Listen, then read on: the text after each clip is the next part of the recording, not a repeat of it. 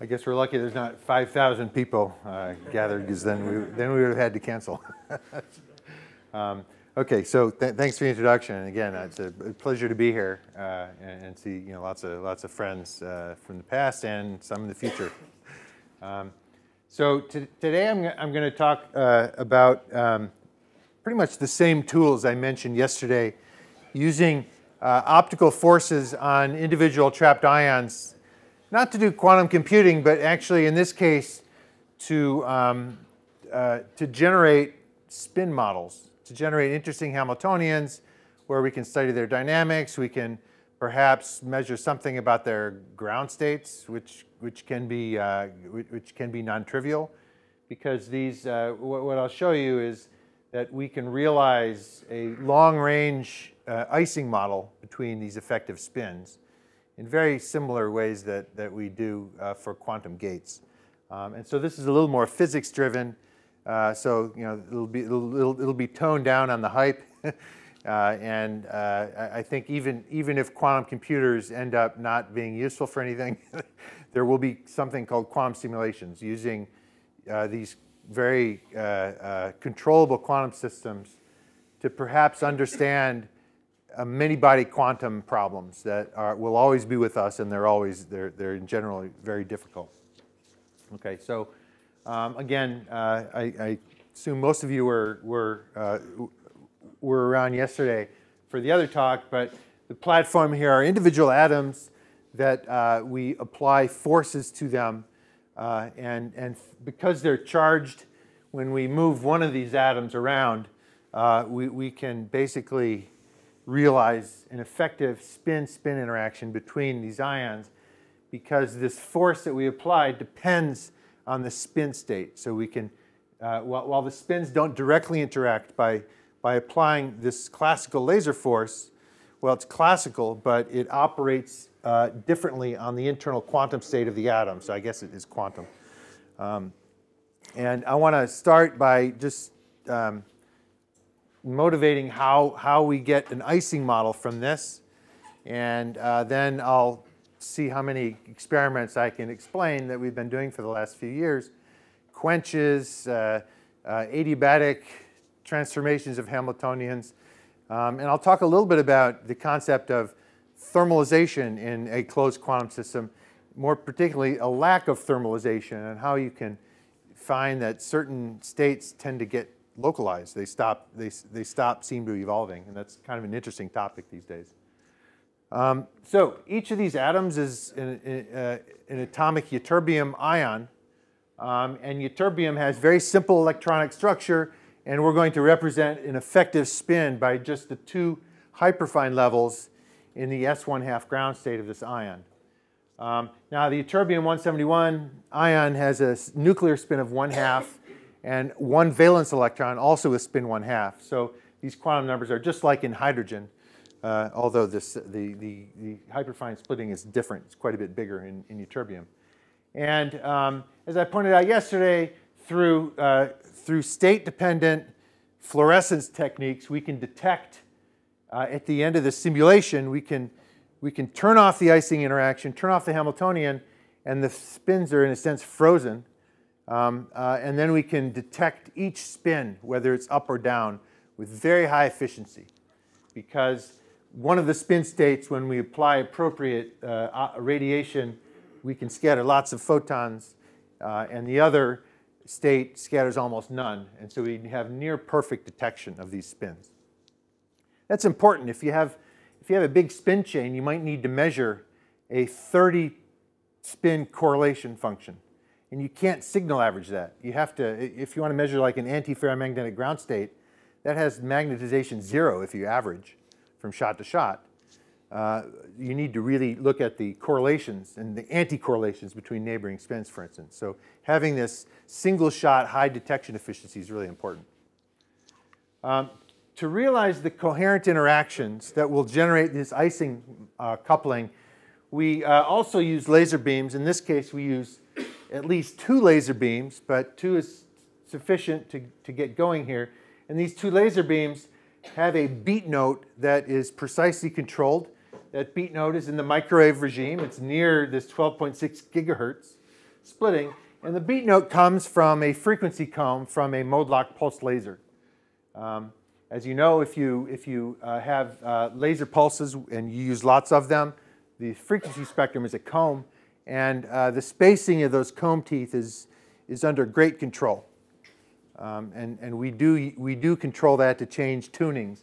When I talk about a detuning, I'm talking about the beat note detuned from the spin hyperfine splitting, okay? So we're going to be playing with that frequency to control this Ising interaction. Okay, so I want to first talk, this will be similar to what I talked about yesterday. There are some simulations we've realized using quantum gates. And I want to talk just about a few of those. And they, again, sorry for the repeat in slides, but here you can see where the Ising model comes from. Fundamentally, when we focus individual laser beams on individual atoms, what's special about the force is that it's spin dependent. So if the atom is in spin up, the atom moves up a little bit. It's a tiny displacement. This is typically several microns, separation between ions. This displacement, I've exaggerated it, it's several nanometers. So it's just a tiny little tickle. And the point here is that if those two spins are the same state, they move up or down together, and their Coulomb interaction is exactly the same. So there's no evolution there. If they're in different states, up or down, then they're a little further apart, and there's this change in energy. And if you look at the four possibilities of these two spins, only the ones that have odd parity suffer this phase shift. And that phase shift, if we want to realize a quantum gate, we set it to pi/2 by appropriate laser power, and therefore this displacement delta. The distance in this regime is 1/r². And of course, the amount of time we apply this pulse matters as well. Now, yesterday I told you that this picture is simplified on two accounts. One of them is that we actually do this in the x basis, not the z basis. So the spin dependence of this force is not up and down. It's actually up x and down x. That is up plus down and up minus down. That's the dependence of the force. So in fact, this interaction, this is an Ising interaction here, but it's in the x basis. So this is sort of the native gate we apply. We call it an Ising gate or an XX gate. Sometimes it's called a Molmer-Sorensen gate, based on a paper by Klaus Molmer and Anders Sorensen about 20 years ago. The other sleight of hand here is that when we apply this force, we do it slowly. We don't do it fast. So in fact, we're not really making a dipole. We're coupling to all the normal modes, right? If you have pendulums connected by springs and you move two of the pendulums, they're all moving. So you have to deal with all the modes of motion. Now, yesterday I didn't talk about it much, but now I'm going to dive into that because this is important. Okay. So this is data collecting a spectrum of exactly 32 spins, 32 trapped ions. And what we're doing here is this is the detuning of the beat note from the spin flip transition, 12.6 gigahertz. Now, if you have a single ion in a harmonic oscillator, and the frequency of the harmonic oscillator is typically a few megahertz, and you shine a running wave laser beam on this atom, well, in the atom's frame, the laser beam acquires frequency modulated sidebands, because in the atom's frame, you're going forward and backward, and you acquire standard Bessel function sidebands. So this is what's going on, and these are these sidebands. And you can see the detuning ranges from 2.5 to about 4 megahertz. These are all the modes of motion, and in fact, in the geometry of this situation, we're coupling to not only the x modes, but also the y modes, because the laser beam is, the laser beam in this experiment is not along the principal axes of x or y, it's in between. So there are 64 lines here, and we know exactly, in fact, we can calculate where they should be. That's the red and blue, and they line up perfectly with what we observe. So this is molecular spectroscopy of a 32 atom molecule where each normal mode is a perfect harmonic oscillator. So it's not a mysterious molecule where we need to calculate Frank-Condon factors, things like this. We know what they are. We know where they are. Okay? Complicated spectrum. These are all the modes that are coupled when we shine laser beams on these things. So how do we deal with this? Well, one way is to tune our laser beam way over here, maybe over here or something. You know, way detuned so that we dispersively couple to all the modes. When we run gates, actually, quantum gates, we don't do that. We actually tune like right here, right in the middle between modes here. And now we have to calculate the dispersive interaction with all these modes. Sounds complicated, but it's classical. We know we can calculate what we need to do. So let me show you now a schematic of how we deal with all these modes with a smaller number of ions, just like 9 or 10. So again, I'm stepping backwards a little bit here. This is a collection of, I don't know, 10 or 12 ions. And the axial modes of motion are very low frequency. Of course they are, because that's the direction that we've made weak so that they form a line. Now these axial modes, again, this is the 12.6 gigahertz carrier, the spin flip, and these are the upper and lower sidebands. The axial modes are almost harmonics. They're not exactly integral multiples of each other, but they're very well resolved, and they keep adding. Remember, this is not neutral matter. If you have masses connected by springs, the modes are harmonics. But this is a Coulomb interaction. You don't only have masses connected by nearest neighbor springs, you have springs connecting next nearest neighbors and next nearest neighbors. So it's a little more complicated. So when you do the normal mode calculation, you don't get perfect harmonics, but they get a little bit closer together as you go out. We don't use these modes for a reason, because they're very low frequency. They're harder to cool. They're susceptible to heating. They're not very quiet modes. We use the transverse modes, the ones that are like rope modes, transverse to the alignment of the ions, and they're very closely spaced. We can actually tune their bandwidth. How do we do that? Well, if we stretch the string quite a bit, these modes get closer together. Of course, if we stretch the string to be infinitely far apart, then there is no mode splitting. There's no interaction anymore. If we compress the string, this mode here, this lowest frequency transverse mode, comes all the way to 0. When it goes to 0, then there's a phase transition, and we change to a zigzag. We're basically buckling the string.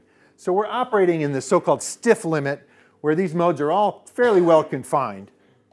This is, I only drew 9 modes here, I think. 3, 4, 5, 6, 7, 8, 9. And so these correspond to all these modes. This is for 32. Okay. Now, when we run ion traps, we try to make the transverse confinement as tightly as possible. We turn up the voltage on the electrodes just before they destroy themselves. We turn that up as much as we can. We try to make the trap really small, so they're very tightly confined. And the reason is then the frequencies are higher. We want those to be high. It's a lot cleaner that way. Okay, so when we shine laser forces, we shine, this is a little tricky, but this is the Molmer-Sorensen scheme. We apply 2 tones of beat notes. We apply a beat note that's near the upper sidebands and a beat note that's symmetrically tuned to the lower sidebands. And for each mode, the upper sideband looks like this Hamiltonian. It's an anti-Jaynes-Cummings model. We're flipping the spin while adding a phonon, adding a vibrational unit, and its complex conjugate. Whereas the lower sidebands, this is the Jaynes-Cummings model. On a lower sideband, we're flipping the spin and subtracting motion, so it's an energy exchange. We do both of these, so we add these 2 parts of the Hamiltonian, and you can see for each mode we have a spin-dependent force. If the Hamiltonian has a position operator, that means it's a force. So this is where the spin-dependent force comes from. Of course, it's more complicated because we have to add each mode. Each mode has its own detuning, and so these A's and A daggers acquire a time dependence, so it's a little more complicated than that. But this is essential physics. Spin-dependent force.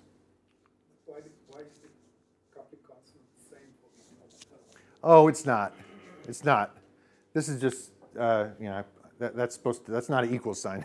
So each mode has a term like this.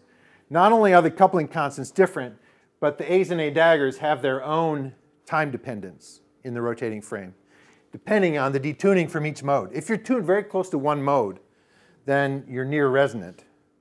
And so by tuning, you can see a hint here. By tuning the laser, you can change the personality of this coupling, and I'll get to that in a minute. But how well do you control it? I mean, you want the relative coefficient between the lower and upper sidemen to be equals, or at least you have well controlled so you know the direction of the Yeah. It's, in fact, it's different for each ion, but it's static.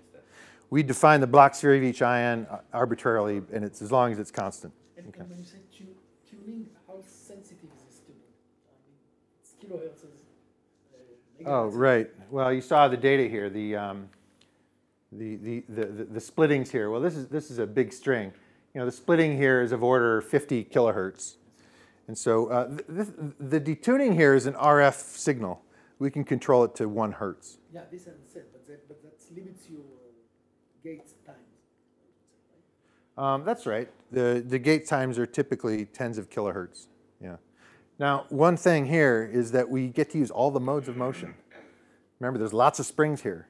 So you actually get, while each mode is slow, you have n of them. So you get to recover some of that. Okay.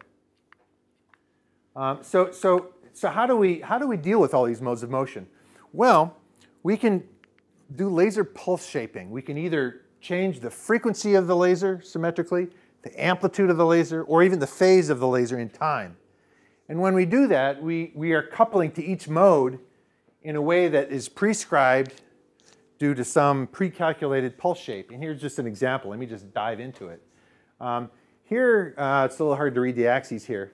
This time goes from 0 to 250 microseconds. And this is the frequency that we're tuning. And it varies from about 2.1 megahertz to 2.9 megahertz. So if you go back here, I keep going back to this data here. In this case, we're varying the frequency over these modes. I mean, we're going right through the modes. So it's a pretty complicated evolution, but it's just classical. It's not that hard to calculate what goes on. At the same time, over this 250 microseconds, we're changing the amplitude.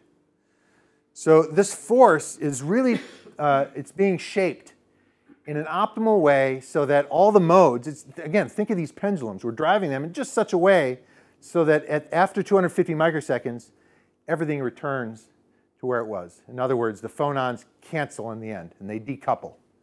That's the condition for these calculations. And this is a 15-ion chain. This is all theory right here. These are the 15 modes of motion. This is phase space, so position and momentum of each normal mode. And you can see the trajectory, they're not circles. If you were detuned from a harmonic oscillator, the phase space trajectory is a circle in the rotating frame. But they're sort of like funny Lissajous figures because we're changing the amplitude and the frequency. So they're locally arcs of a circle, but we're changing them continuously. And you can see only a few modes are really involved here. Like these modes here are barely, these high modes, they're so far detuned that they're not involved. And when you have a displacement in phase space between charged particles, you get the Coulomb interaction allows you to make entangled states. That's basically what's going on here, okay? I'll talk a little more about this in the context of not focusing on individual beams, but having a global beam hitting all the ions. But with these gates now, we can program a gate between any pair of ions. We have to do lots of classical pre-calculations on what the pulse shape should look like. This is, sorry, I didn't even say it. This is a gate between, I think, number 6 and number 10. I should have said that here. So this is a particular calculation, yeah. Phase space, position of the nth normal mode, momentum of the nth normal mode. For which graph are you talking about? The one on the right or the two on the left? Sorry. These are 15 phase space pictures. Position, momentum. Yes.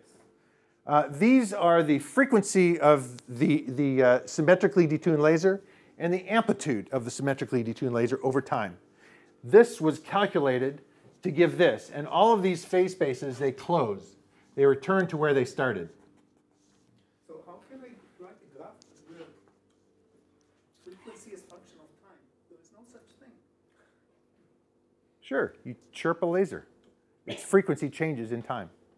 It's chirp. I mean, they are in The carrier is just they are in uncertainty. Frequency is much larger than the Right. I think the answer is the central frequency, the local frequency. This is a classical. This has nothing to do with quantum, by the way. No, it's nothing to just No. Fourier statement. Yeah, that's right. That's right. Yeah, the difference between the 9 order of magnitude.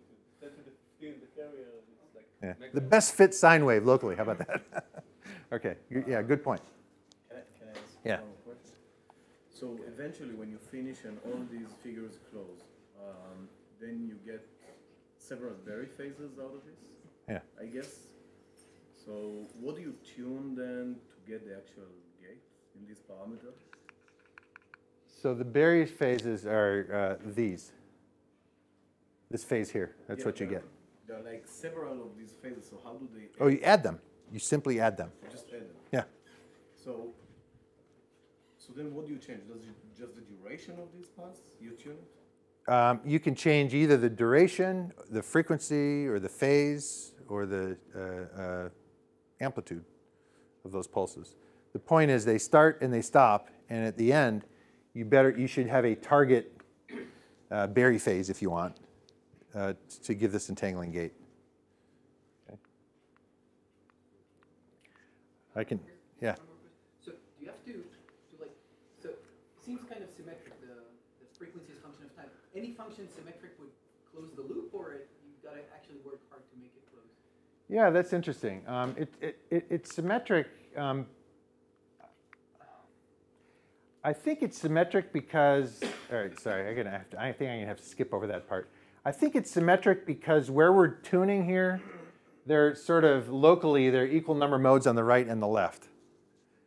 We notice that, the solutions we get are optimization routines. Just, we're sort of, we have a bunch of constraints. Saying that symmetry will always bring you back in phase space.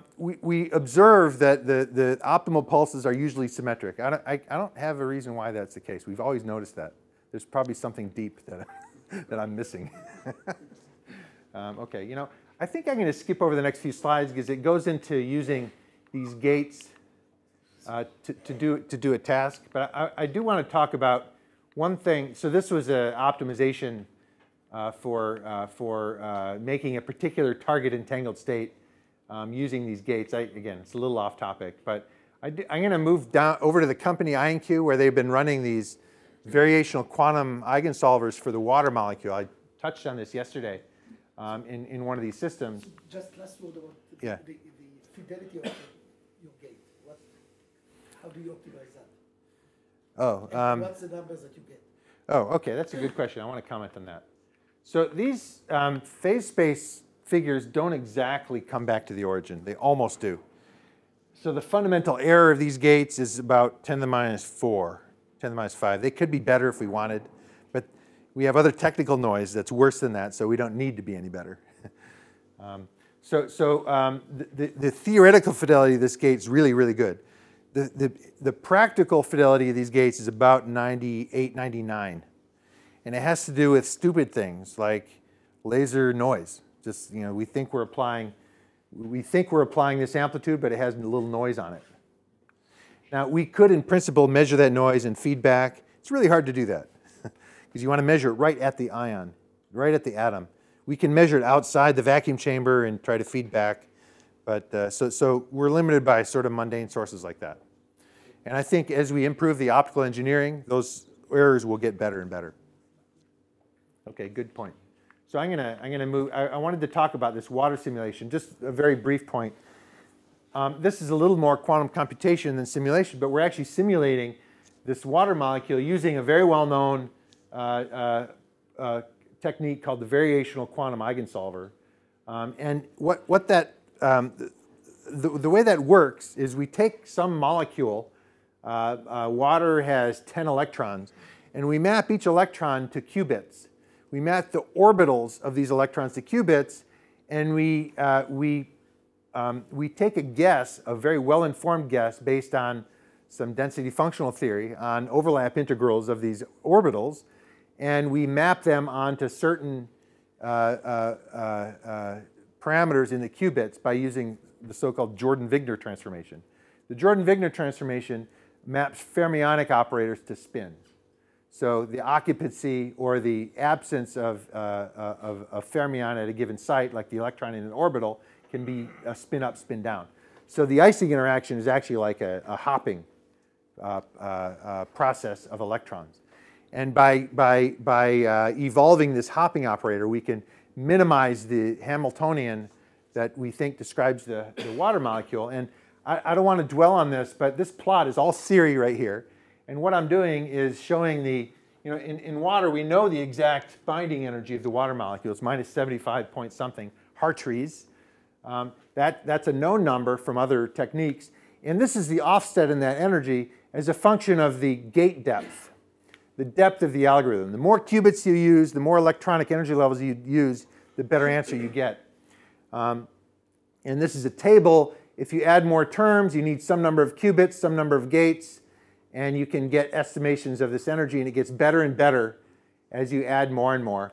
Now, this fuzzy orange line is thermal KT. It's a thermal energy, and so that's sometimes called the chemical accuracy. That's what we're shooting for. So you can see here that we need really, we get diminishing returns at about 15 qubits, and unfortunately, 15 terms. That requires about 10 qubits and about 650 gates. And these are 2-qubit entangling gates. Now what we realized, these are fully connected entangling gates between 10 qubits. What we realized, and I think I pointed this out yesterday, is that because we have Ising interactions with a tunable Berry phase, if you want, a tunable parameter, we can compile this circuit with no approximations to only 143 gates, which is doable if you have 99% fidelity.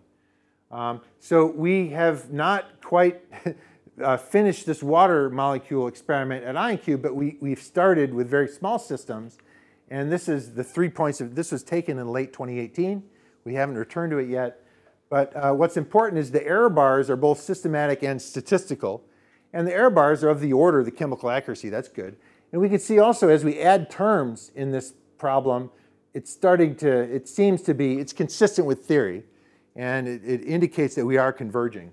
And the reason I'm showing you this is you may have read that other groups are looking at quantum chemistry, VQE, in their quantum computers. And I'm going to plot their results compared to this. And they're using simpler molecules like hydrogen, H2, and beryllium hydride, and so forth. So I'm going to replot this data on a squeezed axis. So it's, because I have to fit the other data in here. And scaling to the binding energy of their target molecule, these other experiments are not converging. Now, that's not reported in the abstract of these other papers. I mean, they're doing, and these are mostly superconducting systems that just didn't have gate depth. So it wasn't really a surprise, okay? And you'll notice also that the error bars are pretty big. So look, there's nothing great to write home here. This is just a few qubits, but it gives us, it gives us great faith that we can, as we build the system up, we'll be able to go with longer gate depths. Okay, so this is the first example of a quantum simulation, if you want, using the gate model. So now I want to, now that I'm almost halfway over, I want to get to the meat of the topic, and that is a quantum simulation that doesn't involve fancy individually addressing optics, but a big fat laser beam that covers all the ions. Our geometry is actually at 90 degrees. It doesn't matter. It could be counterpropagating. And by putting these, presenting the ions with a beat note between this beam and this beam, we get a running wave microwave, because the beat note is about 12 gigahertz, 12.6 gigahertz. But we make two tones, as I said before, on the upper sidebands and the lower sidebands. So there are, in fact, two running wave beat notes, And these apply that spin-dependent force in exactly the same way I said before. But now we're going to tune our lasers to be outside of all the modes. In fact, they're well outside all the modes, so that we're not directly, the detunings are so big that we're not directly making phonons. And when we do that, I'll show you, I'm going to go through the math a little bit here. When we do that, we get something very nice, and we get in the end, we're going to get a pure Ising interaction to a very good approximation. Okay, so let's go through this math. Remember, the lower sidebands are the Jaynes-Cummings Hamiltonian. The upper sidebands are the anti-Jaynes-Cummings. And the weights of each mode is given by a laser power. This is a Rabi frequency. This is called the Lamb-Dickey parameter. I'll define that in a minute. So in the limit where the atoms are very cold, their positions are much smaller than 1 over the wavelength of light. And that's true. They're localized a few nanometers. When we exponentiate this Hamiltonian, we can linearize it and take the leading term. That's called the Lamb-Dickey approximation. It means we're localized. It also means that the recoil, energy is very small compared to the vibrational energy. Now, in the rotating wave approximation, we're assuming that the hyperfine splitting is 12.6 gigahertz. It's much bigger than the detuning. It's much bigger than the Rabi frequency and so forth. And when we have that nice ordering of frequencies, we have the Hamiltonian, as I said before, spin-dependent force. But this is all in its bloody glory. It has to sum over all the ions I, with sigma xi, and all the modes m. And each position operator is quantized, am and am dagger, with its own detuning. So this mode here has that detuning, given by this distance here. This mode has that detuning. This mode has that detuning. So they all have their own detuning, okay? That's important. So this is a time-dependent, it's a harmonic Hamiltonian. A lot of ways to see how you get an Ising interaction from this. Perhaps the easiest is to just do the Magnus expansion of this, and you commute the Hamiltonian with itself at later times, and the only term that survives the commutator is A commuted with A dagger, which is 1. And when you commute Hamiltonian with itself at later times, you get a quadratic spin operator, sigma I, sigma j. So you end up with this Hamiltonian. Now, this is an approximation. There are other terms, but we can bound them. They're pretty small. And the interesting thing is this Ising matrix. This is an Ising interaction, of course. This Ising matrix is not nearest neighbor. It's long range. And the Ising matrix, it has lots of parameters in it. Lots of these things are squared. You get the omega squared. So let me comment on this equation here. The Ising interaction has a scale to it. It has to do with what's called the recoil frequency. It's just a number. Depends on the mass of the atom and so forth.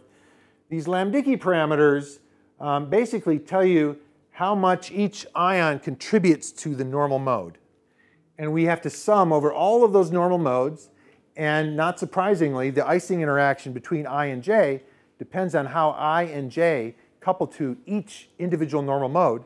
And we sum over those normal modes. And each normal mode has a Lorentzian denominator because they have their own detuning. Okay? So if the detuning is really big, if mu, sorry, I didn't even define mu. Mu is this distance here. If mu minus the normal mode frequency is big, then that coupling is very small, because you're very far from resonance.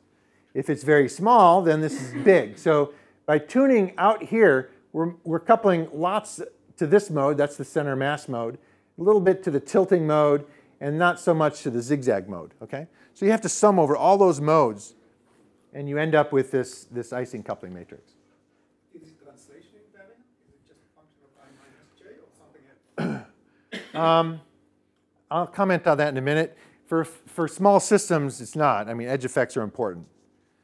So this is what I call the exact formula. I mean, there are small terms in addition to this Hamiltonian I'm not considering. They're pretty small outside the Lamb-Dickey limit and so forth. But this is a little bit complicated. We can generate it numerically, but suffice to say, it follows an inverse power law, and I'll talk about that in a second. Now, in addition to this Ising coupling, we can also apply a transverse field along y. We can apply a longitudinal field along x. We can apply a z field. Those are all very easy to do. Did you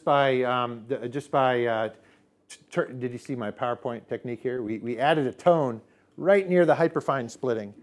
There's the carrier interaction. It's pretty boring. It's just a spin flip. That's a sigma y type field. Okay. Of course, we change the phase of that beat note. We can apply a longitudinal field. Okay. So those are the tools. Okay. So here we go. If we change the tuning of these laser beams to be really far away, something interesting happens. The interaction gets shorter and shorter range. And it makes sense because if you detune really far from all these modes, you're really not differentiating between the modes, and they sort of average out, and you only see nearest neighbor interactions. Well, in fact, it goes to 1 over r cubed when you get infinitely far away. But when you get really close together, this is the center of mass mode, by the way. This is the center of mass mode. When you get really close to only the center of mass mode, that's the only one involved. Of course, the center of mass mode is uniform. So that's an infinite range interaction. So it turns out that this formula here for a Coulomb chain is approximately a power law, an inverse power law, and we can remarkably tune the exponent simply by changing a laser. So that's kind of a neat knob to have in a magnetic spin chain, is changing the range of the interaction. Okay? And we're going to be using that knob a lot. This is, again, a theoretical plot as we change the detuning, and we calculated the exact, we calculated the best fit power law to the exact pattern, and it roughly goes from, when we're very close to the center mass mode, the power law is nearly 0, almost 0. We can't be exactly 0. And we can't be exactly 3, because if we detune really far away, then this denominator blows up and the Ising coupling gets really small. If it's, if the Ising coupling is 1 divided by 1 day, that's just way too weak. So we're in practice, our sweet spot is sort of in between 1/2 and about 2. And that's where we operate most of our experiments. Now, I've gotten lots of questions today and yesterday. Why don't you do this in 2 dimensions? Well, one answer is that we don't need to. I mean, why? I guess I would answer that question with another question. Why? Well, you can pack more of them, I guess.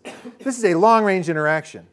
So the interaction is, in fact, dimension is not really the right thing here. In space, they're 1D, but the interaction is long range. So if you think you're in 2D with a long-range interaction, it's not 2D. Nevertheless, there are ways to trap ions in 2 dimensions. The best known way is to make what's called a penning trap. It's a different type of a trap altogether. I didn't talk much about traps. But in this one, we have a very strong axial magnetic field, and we have a static quadrupole field. And what happens is we can form a pancake of ions, and they rotate at a few hundred kilohertz. Technically, that's hard because we have to, detect in a stroboscopic way and stabilize that rotation and so forth. But John Bullinger at NIST in Boulder has used this system to do simulations in much the same way that we do with our linear traps. And by the way, this plot I sort of showed for a linear trap. Even for a 2-dimensional trap, as they separate the spins, they see that this is their alpha, they call it A. They can vary the power law of the effective Ising interaction from nearly 0 to almost 3. By simply, in their case, they're actually changing the spacing between the ions. Okay? And of course, the 2-dimensional normal modes, they're drumhead modes. They're different than rope modes, but it's the same physics. This is data, I think, this is not data, this is all theory, but they've taken data with up to about 200 spins. But they don't have single-site readout, so they can't do these correlation functions. So it's a little indirect what they're able to do in that system. We're going to be dealing with a linear chain, and this is one of our legacy experiments. I'm kind of proud and embarrassed that this thing has been under vacuum and operating continuously for about 10 years. We just keep getting better at adding ions to the system. It's room temperature. The trap is homemade, clearly. See the screws here. It's a multi-layer alumina trap that has gold-plated electrodes. And if you look closely, you'll see a notch in the middle, and the ions are basically lining up in the middle here. And we image them with this 1-inch microscope objective. We send laser light. One beam comes at 45 degrees, and the other one comes from the back at 45 degrees, just like this. And then we form a transverse force like that. Okay?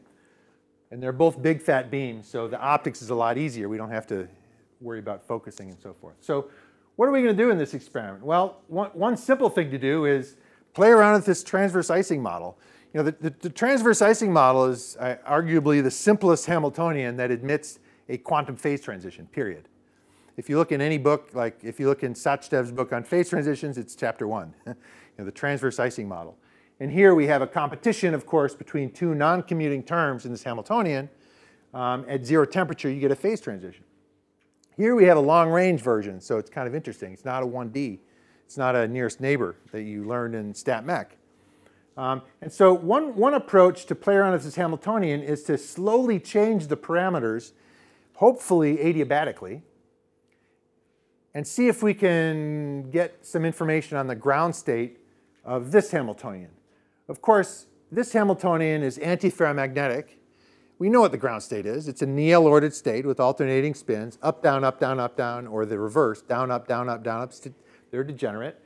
It's hard to prepare that ground state, but it's easy to prepare the ground state of this. So what we do is we tip the spins along y, actually minus y. We send a pi/2 pulse, tip all the spins along minus y. B over j is really big, and nothing really happens when we turn on this because it's really small.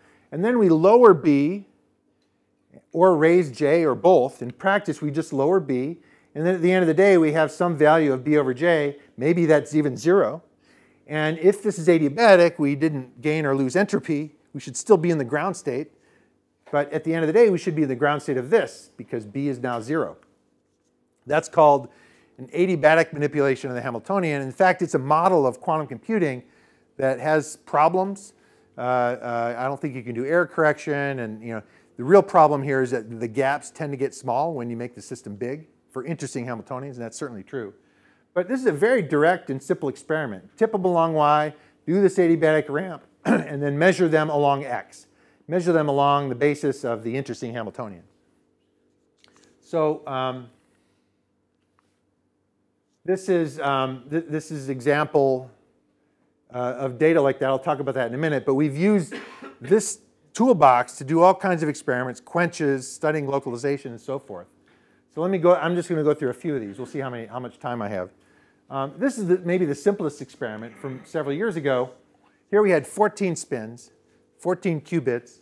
And what did we do? We did exactly this adiabatic ramp in this antiferromagnetic Hamiltonian. And we were hoping to see one of these two states. These are the true ground states. But in the end of the day, there's 16,000 configurations. And we repeated the experiment many thousands of times, maybe 20 or 30,000 times, and we recorded the histogram of what state did we get. Every time we do a measurement, we can measure exactly what the spins are doing. And you can see that the most likely states were indeed the ground states, but they weren't that likely, only a couple of % each. The good news is they clearly stick out. But the bad news is there's a lot of stuff here. Now, if you pick a random state out of 16,000, what's 1 over 16,000? I mean, it's way down below this hair. So there's dynamics going on here. We're populating. Size effects, maybe? Pardon me? Finite size effects. No, the gaps are really small. If you make your system bigger and bigger, you don't expect that this variance. Yeah, you do. You expect it even more because the gaps get smaller and smaller. We weren't adiabatic, is the point here. Do it more slowly. Yeah. Did you see my little footnote here? Yeah. If we do this more than maybe 30 or 40 over j, then the laser noise takes over.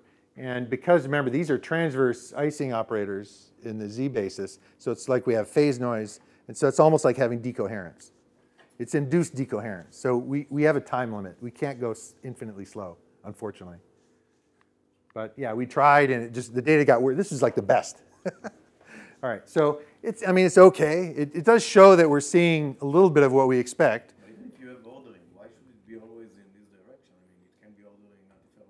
No, it's not the Heisenberg. No, it's Ising only. It's not Heisenberg. Yeah. So now I want to talk a little bit more generally about, and this is a topic that's been pretty hot over the last many years, and that is many-body localization, pre-thermalization, how closed many-body quantum systems tend not to thermalize.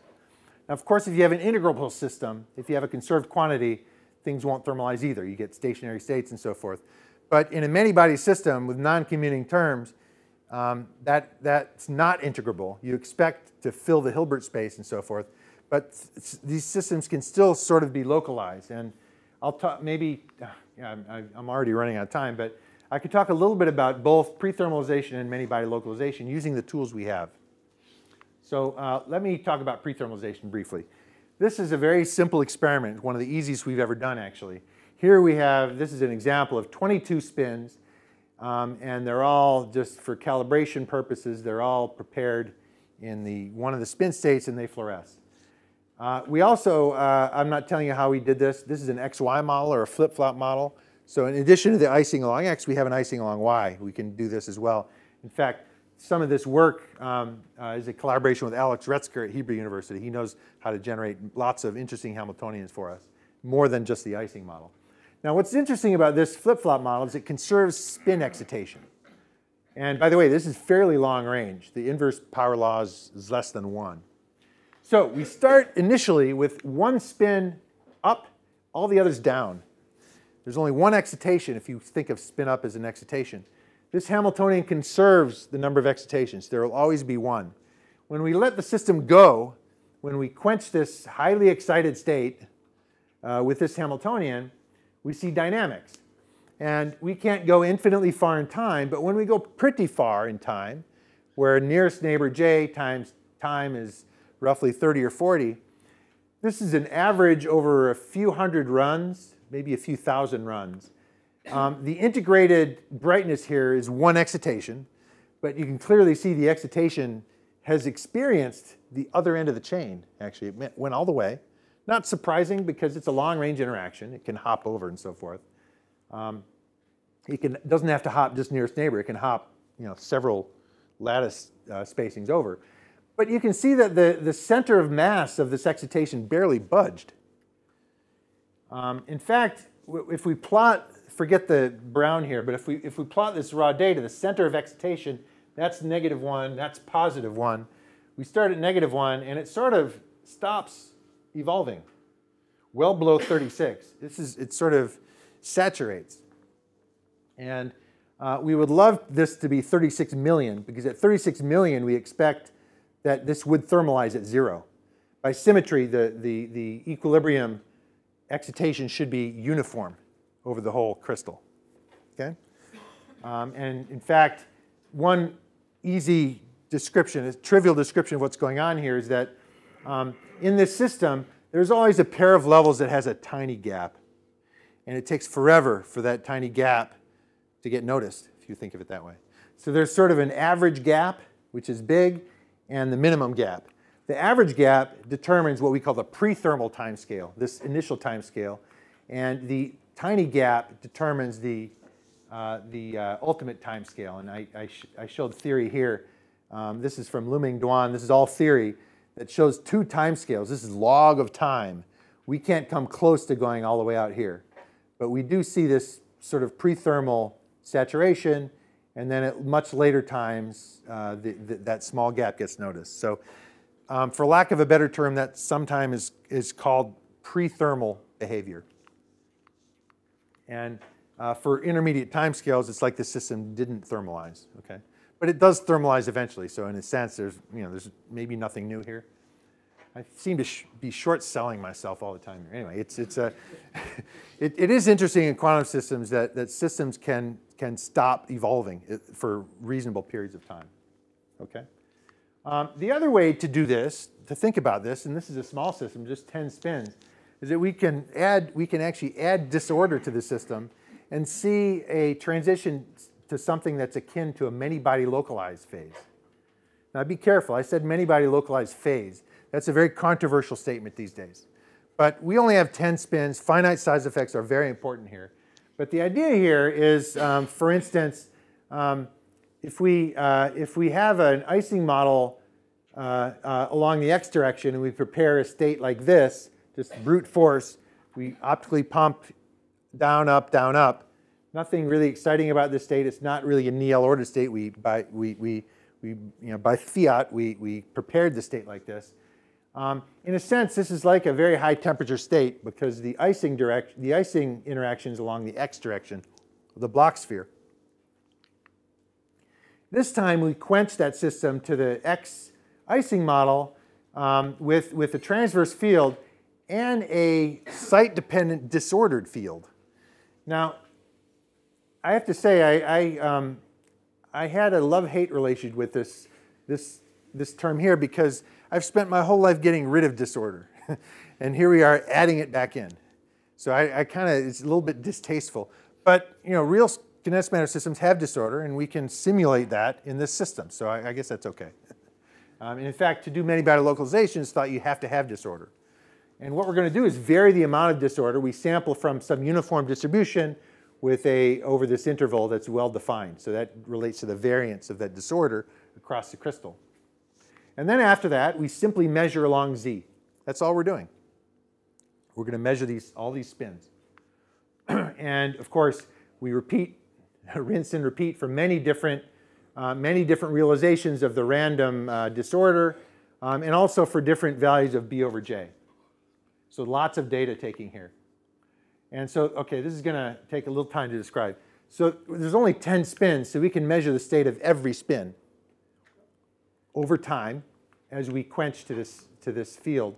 Now, for zero disorder, basically what happens if there's no disorder here, we just have a quench to this transverse Ising model, and the two parts compete, and we get dynamics, but each spin sort of averages to 0. But as we add disorder, we can see that each individual spin stops evolving, and it doesn't thermalize to 0 magnetization. And this is what I said is akin to many-body localization. What's happening is the spins are individually localizing. And single realization? Pardon me? This is single realization? Yeah. We measure every spin every time. This is theory from Shankar Desamar's group. He just did numerics given our exact Ising interaction, not the power law, not the approximate, and the exact form of the disorder that we thought we were applying. And there's fairly good agreement between what was expected for each of those 10 ions and what we saw in the experiment. Now, what we can do in this situation is characterize this, saturation, this non-thermalization of each spin by measuring the Hamming distance from the initial state. Remember, the initial state was alternating up, down, up, down. How far did the system evolve from that initial state? So in how many positions was the spin different from the initial state? What was the rate of the interaction? It was 0.9. Yeah. We actually vary the range. I'll show you in a minute. But most of the data was 0.9, I believe. And so what happens is as we add more and more disorder, we see that the system sort of retains memory of its initial state. That's the signature of this many-body localization. And here we go. I guess 0.9 was the longest range. But I don't want to claim this is a phase transition. It's a much too small system to say that. But as we add disorder strength, we can see that the steady state Hamming distance sort of has two regimes, where it's really dropping like a rock, or it's nearly constant. That's not a phase transition. I'm not claiming that. It's just that there's definitely, kind of maybe more of a crossover, if you want. Is there a numerical estimate for where this transition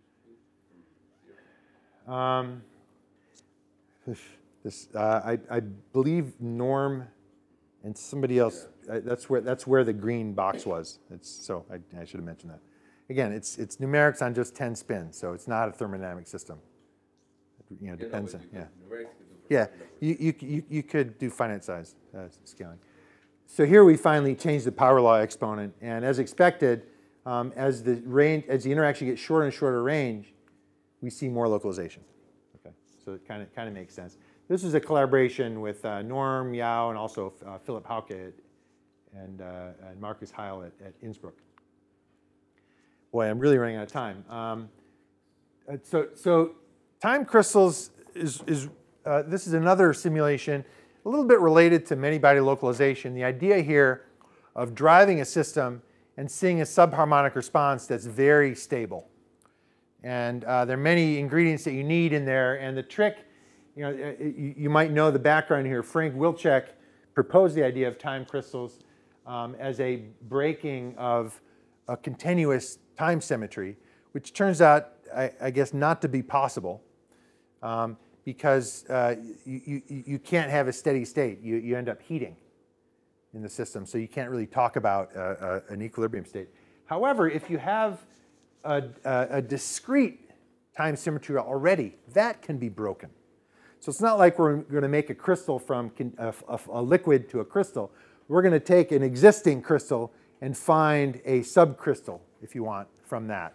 And that's the trick, and that's pretty much what has been shown in a few different systems. And again, very controversial exactly how to interpret these things. But data has been shown with these ions, but also with NV diamond, a big ensemble of NVs that have a 1/r cubed interaction where they can drive the system and show that the magnetization sort of stabilizes. Again, I'm embarrassed to have run out a lot of time out of this. But it's very similar to the many-body localization experiment. But here we have a Floquet Hamiltonian where we rapidly go between a rotation, the drive here, that has some error. It's not exactly a pi pulse, it's a little off. We have interactions and disorder, and we go back and forth. And in some regimes, this error of the drive can be a small number, and we find that the subharmonic is very stable, the response of the system. Yeah, again.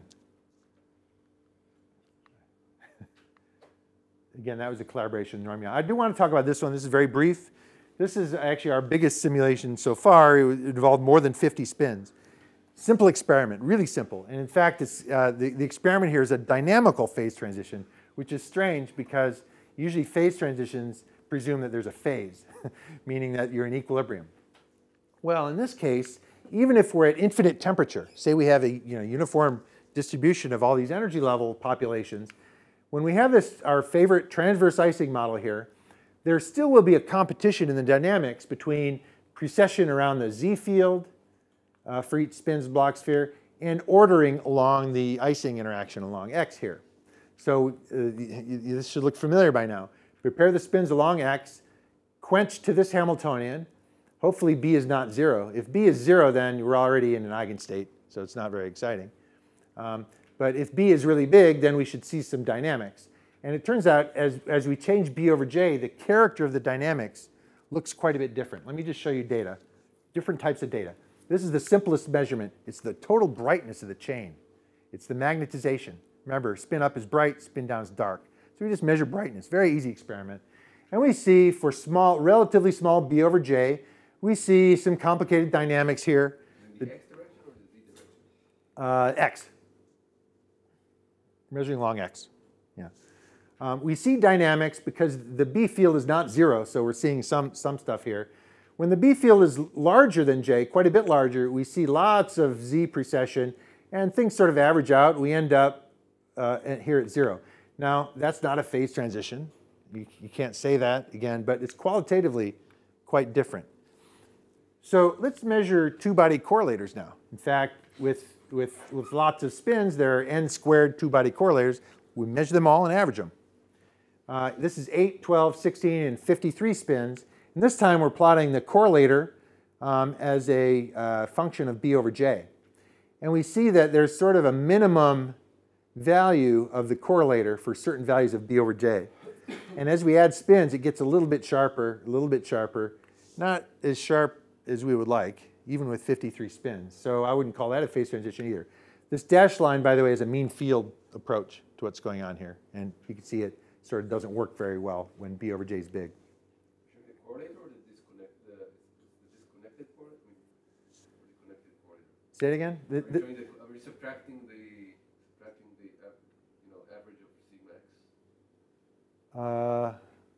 Oh, God. Good question. I think, isn't that 0 already? I don't know. Let's stay. I don't think we're subtracting that in this one. Okay. So, this is sort of a signature. There's something interesting happening here, a minimum. But it was only by measuring the total n particle correlator that we could get something that was sharper. And in this case, we're measuring a very funny order parameter. It's the mean of the largest domain. Okay? You won't find that in the textbook, I guess. But for 53 qubits here, as we increase b over j, we take lots of figures and we look at the largest domain in the chain. Of course, we take lots of data, but each shot we have to measure every spin very well. And we plot that as a function of b over j, and this is the data. We see a much sharper kink. The dashed line is not theory, it's just two lines that are fit. And the point here is that we couldn't calculate where that kink should be. So I'm not saying this is an interesting simulation, it's just one that's hard. I don't know how to calculate it classically, maybe somebody does. Okay?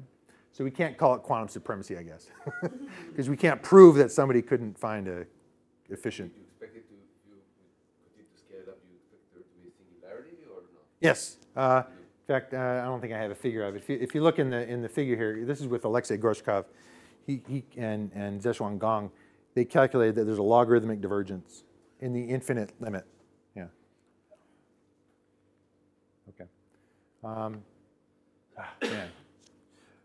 I wish I had another hour, so sorry. So this is a more recent experiment where we are looking at domain wall confinement. God, I'm embarrassed to have to go through this, but I can tell you just a little bit of data here. This is just 11 spins, and what we're looking at is we're preparing one spin. We're preparing domain walls, certain target states, and watching these domain walls evolve in time. And it turns out that this is a good simulation of confinement in a linear potential. And the domain walls, again, it's sort of like localization. They don't experience, they're confined because they don't go all the way to the edge. And yeah, again, I'm not giving this justice. This paper is on the archive, though. And it's, again, a collaboration with Alexei Groshkov. QAOA. Okay, that's a little bit of a religion. I won't talk about that. I kind of want to, actually, I'm almost done here. So, so in this experiment, we basically alternate between applying these two non-commuting parts of the Hamiltonian, and we can optimize the parameters of each layer and try to generate a target state, try to find the ground state. Well, how do we know we find the ground state? Well, we measure the energy after a trial, and we just keep a record of it. And then we change the parameters and measure the energy again. Was it lower? Oh, great. That must have been a good thing to do. And we keep optimizing classically these parameters, gamma, and beta, for HA and HB, respectively. And we try to see if we can converge to an optimum. That's called that's a version of quantum approximate optimization algorithm. And it's also, all these things are controversial. There's no proof that this actually can find the ground state. But it's a nice test system to play around with these things. And this is a pretty recent experiment with up to about 40 spins. Again, a collaboration with Alexei Groshkov, Stephen Jordan, and Guido Pagano, who's now at Rice University. Okay, so I apologize for being all over the place with different experiments, but it's been pretty fun for me to learn about magnetism and spin chains, non-equilibrium, statistical mechanics, and closed quantum systems. It turns out to be a lot deeper than I ever thought it was going to be. Now, where do we go from here? Well, we clearly would love to scale up the number of spins. And if you're going to ask, why are we stuck at 50? Why didn't we do 500? Well, there's a technical reason. It's a stupid one. These atoms are in a vacuum chamber, and the vacuum's not perfect. And the bigger the crystal, here's a number you can remember. Every ion suffers a collision with the background gas every hour at room temperature, for a room temperature system. So if we have 60 ions, that means every minute the whole crystal's melting, and usually we lose them, and then we have to load again. So we're not spending any time taking data, we're loading all the time. So we need to get better pressure. And so we have our latest generation trap is at 4 Kelvin. 4 Kelvin is fine. We don't care about temperature, we just want pressure to be low. And most gas sticks to surfaces at 4 Kelvin. So this is an example of this crystal has exactly 121 ions. And what's remarkable about this crystal, there's a gap here. this is a different isotope of ytterbium. And that gap, that position stayed there all day. In other words, there was not a single melting event all day, meaning the pressure was really good. Not only that, the background gas is a lot slower. It's at 4K. So going cryogenic is really in our future to be able to do experiments with many hundreds of ions. I don't see any problem doing that, and we'll start to do that. Now, there are some cryogenic experts in here. The whole system is vibrating at about 100 hertz, a few tens of nanometers, which is it's an issue. We think our next generation will be a lot better than this one. This came from Janus. Montana Systems has a much better engineered version that we're going to use in our next. And we have used this apparatus for some of the data I showed you. The QAOA 40 spin was done in this apparatus. So that's my last slide, and I'm sorry I went a little over. My group at the University of Maryland and JQI is here. We go downtown to Washington every once in a while and have some fun. Lots of folks worked on this project, and I'm always glad to see that if you look at the people that have left the group, a lot of them go into industry. At IonQ, Honeywell, even one guy went to Keysight. Again, we're in a sense doing quantum engineering, and there's a big market for that now. And as I said yesterday, if you're interested in this research, come send me a note. I'm always happy to get motivated students and postdocs in the group. Thanks for your attention.